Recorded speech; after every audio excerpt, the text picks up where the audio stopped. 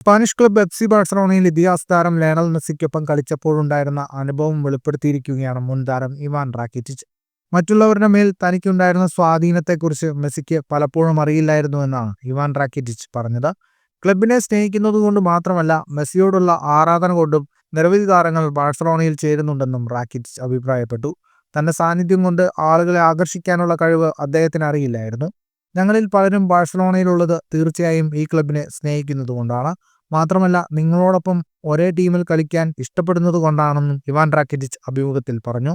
ഫുട്ബോളിൽ ലയണൽ മെസ്സിക്കൊപ്പം ഏറ്റവും കൂടുതൽ തവണ ഒരുമിച്ച് കളിച്ച താരങ്ങളിൽ ഒരാളാണ് റാക്കിറ്റിച്ച്. ബാഴ്സലോണയിൽ മെസ്സിക്കൊപ്പം 277 മത്സരങ്ങളിലാണ് റാക്കിറ്റിച്ച് ഒരുമിച്ച് കളിച്ചത്. ഇതിൽ 27 ഗോളുകളാണ് ഇരുവരും ചേർന്ന് നേടിയത്.